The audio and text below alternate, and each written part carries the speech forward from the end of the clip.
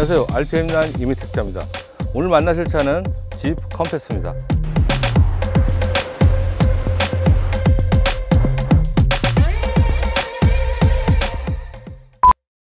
지프 하면은 요즘 현대차 인수설이 나오는 피아트 크라이슬러 그룹의 정통 4륜구동 브랜드입니다.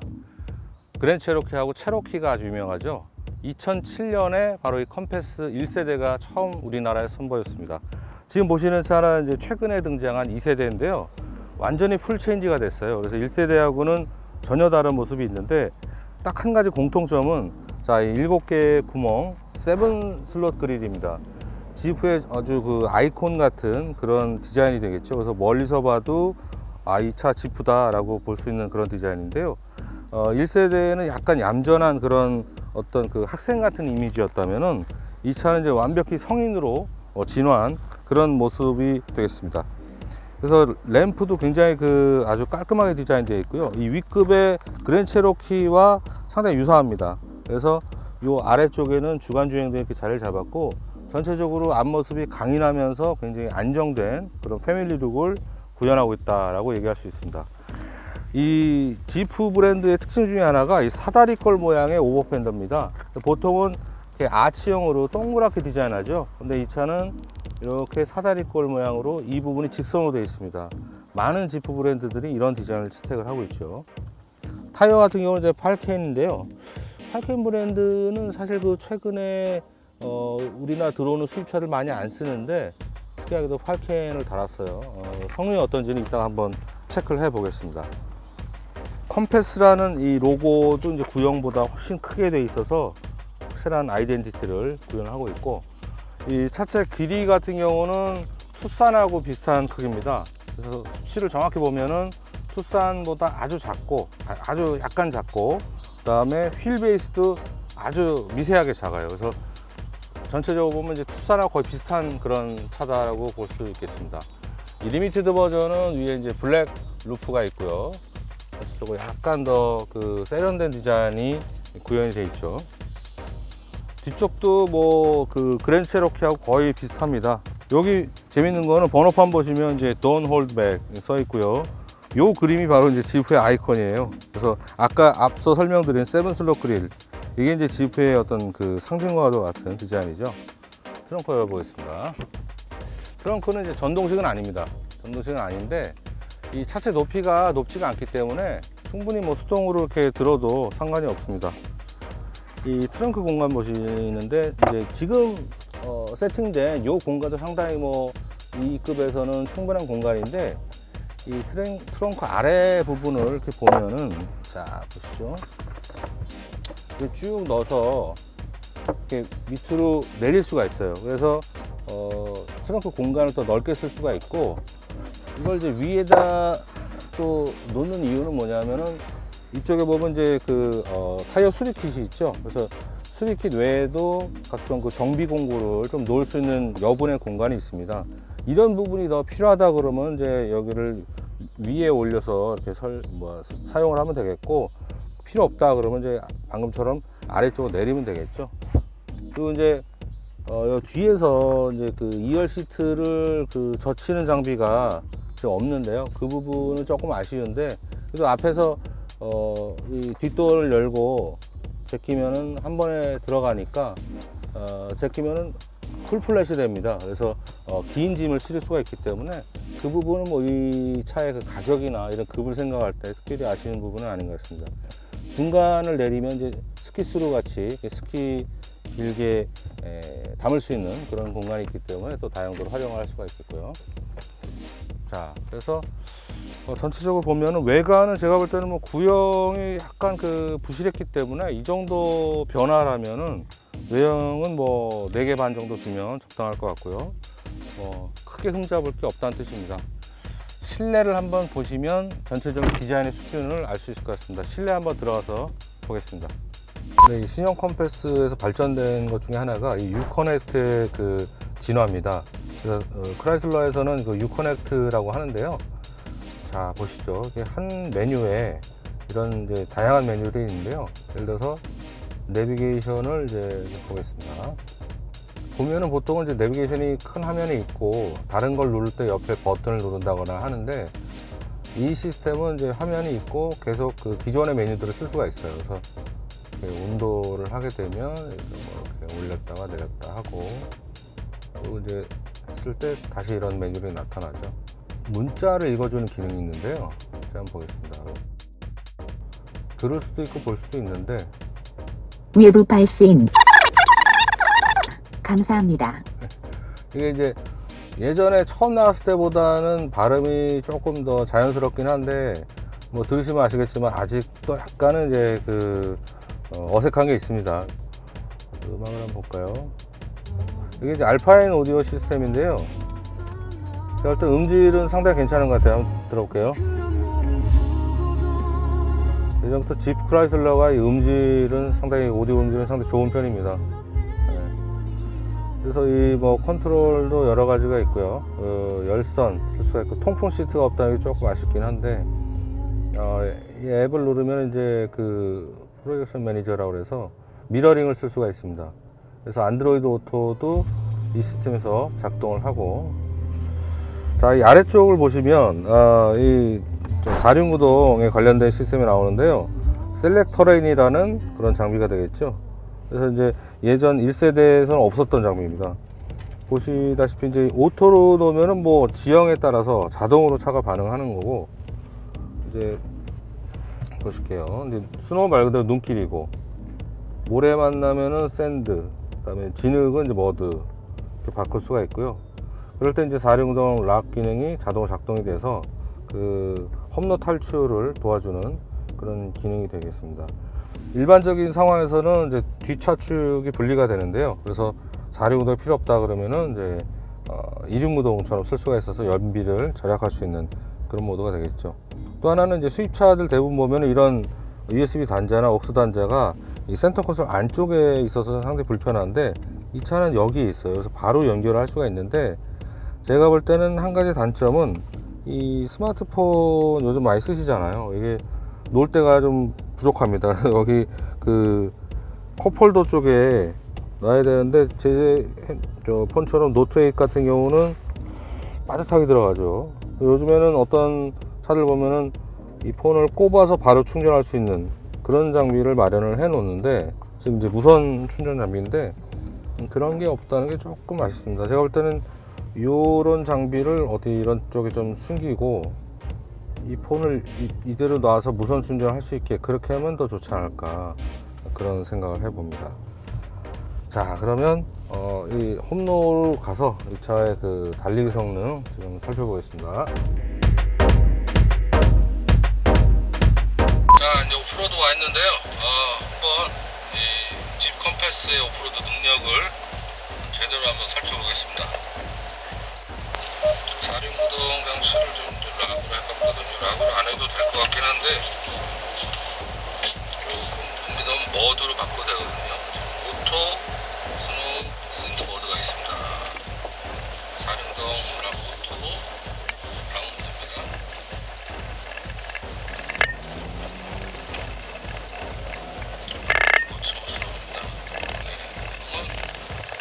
무늬만 SUV인 2륜구동 SUV는 할 수 없는 그런 기능일 수 있겠죠. 자, 이게 이제 진흙탕이 바뀌어도 좀 오를 수 있다는 거죠. 지금 마른路面에서는 뭐 아무것도 아닐 수가 있는데, 진흙路面에서는 다를 수가 있고요. 모래는 또 구동력이 다르죠. 그래서 모래 모드에서는 따로 이렇게 하고, 그거를 이제 귀찮다 그러면은 오토 모드에 놓으면 얘가 알아서 해줍니다. 이 4륜구동 락 기능을 꺼보고 일반 4륜구동에서 한번 해볼게요. 뭐 특별히 이런 없을 것 같긴 한데,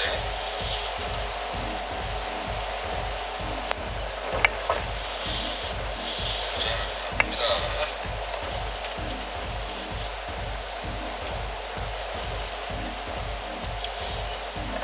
이런 데를 달리는 맛은 뭐 승용차가 전혀 따라올 수 없을 것 같아요.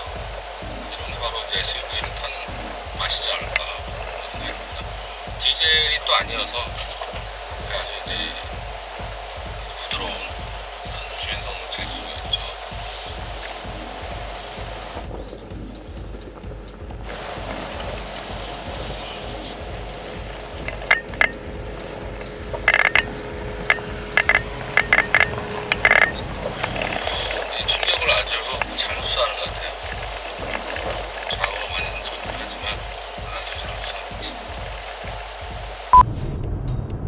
이제 이 컴패스는 지금 최고 출력 175마력인데요. 가솔린 2.4L 엔진입니다. 지프의 라인업 중에 이제 가솔린 엔진만 들어오는 유일한 모델인데요. 지금 보면은 이 차가 처음 나올 때부터 지금 뭐 출력은 거의 비슷해요. 그런데 달리기 면에서 조금 차이를 보이는 게, 제가 이제 9단 자동 변속기를 얹었습니다. 그래서 굉장히 다단화에 거의 이제 극대화를 보여주고 있는데, 최초의 모델이 무단 변속기를 얹었죠. 그래서 사실 그 차 같은 경우는 이제 뭐 4륜구동 SUV라고 하기에는 약간 조금 애매모호한 모델이었고요. 사실 시장의 반응도 그랬고, 그런데 이 차는 누가 보더라도 겉보기에도 뭐 정통 SUV 모습이고, 그리고 지금 이 덩치를 끌고 가기에 그다지 부족함이 없습니다. 이제 가장 인상적인 것은 그 9단 변속기의 그 부드러움이죠. 가속을 한번 해보겠습니다. 이렇게 가속 페달을 지그시 밟았을 때는 정말 디젤 모델이 따라올 수 없는, 마치 그 무단 변속기 같은 그런 부드러운 감각을 보여줍니다. 이제 수동 모드가 있는데요. 수동 모드를 한번 해볼게요.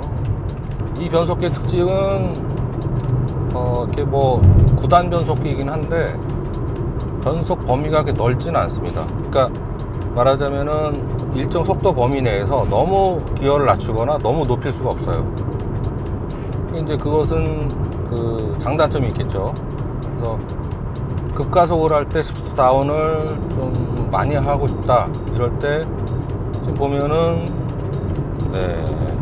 조금 변속 반응이 늦은 그런 느낌도 약간 있습니다. 3단까지 내려가기도 하는데 좀 그 RPM하고 속도하고 이게 안 맞는다 그러면은 안 내려가는 부분도 있고요.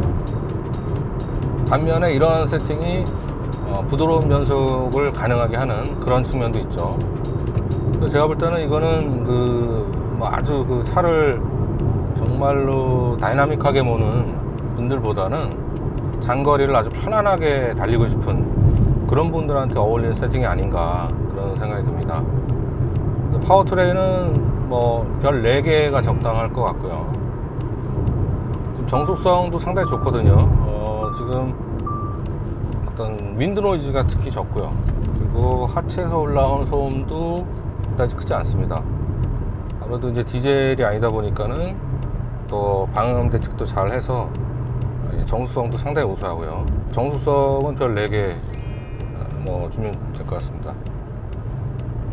그 다음에 서스펜션 쪽을 보면은 서스펜션은 상당히 높게 평가가 됩니다. 이런 온로드 달릴 때 약간 흔들흔들 하는 것 같으면서도 중심을 아주 잘 잡는 그런 특성이 있습니다. 그래서 그렇다고 너무 물렁거리는 것도 아니고요. 이 서스펜션 세팅에 대해서 상당히 공을 들인 듯한 그런 느낌이 듭니다. 서스펜션은 4개 반 주고 싶습니다. 자, 근데 연비를 한번 보면, 글쎄요. 연비가 이제 그 복합 연비가 9.3으로 나와 있는데, 제가 이제 계속 시승을 하는데 한 6에서 7 정도를 왔다 갔다 하는데요. 아무래도 뭐 사람 2명 타고, 그 다음에 한여름이니까 에어컨도 계속 키겠죠. 그런 조건이긴 한데, 디젤 그 SUV에 익숙한 분들이 많아서 연비는 사실은 그렇게 만족스럽지는 않을 것 같아요. 그래서 가솔린 엔진의 SUV 치고는 많이 나쁜 건 아니지만은 아주 높은 점수를 주긴 조금 무리가 있다 생각이 듭니다. 그래서 연비는 한 별 3개 정도, 3개 반 정도, 3개 반 정도 적당할 것 같고.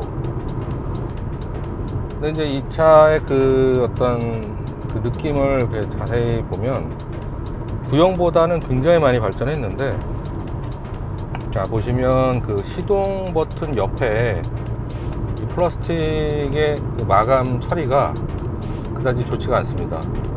손으로 만져보면은 요 처리 그냥 보여요. 그러니까 뭐 빌 정도는 아니지만은 약간 그 금형을 떠서 이제 나온 사출물을 이렇게 한번 다듬지 않은 그런 느낌이 듭니다. 그래서 위아래 아구도 살짝 안 맞는 것 같고, 이런 것이 이제 그 크게 눈에 띄지는 않지만은 아주 사소한 만족감을 높이고 낮추는 그런 요소죠. 그런 부분이 있고, 어떤 기자가 시승기 쓴 거 보니까 오디오 리모컨이 그 스티어링 휠이 없다고 그러는데, 이 스티어링 휠 뒤쪽에 있습니다. 모든 크라이슬러의 모델들은 다 여기 있습니다. 그 친구는 아마 지프나 크라이슬러 처음 타본 것 같아요. 이제 그럴만도 한 게 안 보이는데 이렇게 스위치가 있으니까 뭐 모를 수도 있고. 그런데 제가 볼 때는 오디오는 뭐 많이 쓰는 그런 버튼이니까 이렇게 보이는 데 놔두면 더 좋지 않을까, 그런 생각이 들거든요. 그래서 이런 부분도 조금 아쉽고, 그 외 나머지 부분들은 뭐 크게 흠잡을 게 없는 것 같아요. 구형보다 아주 많이 좋아졌고, 그래서 인테리어는 별 4개 해주면 나을 것 같습니다. 자, 이 차 가격이 이제 3천 후반에서 4천 초반인데요. 지금 크라이슬러 지프에서 초창기 이제 200대 한정해서 좀 싸게 팔죠. 310에서 한 350인가요? 360인가 그 정도 할인을 한다고 하는데, 그 파블로 로소 사장이 항상 그런 전략을 유지를 하죠.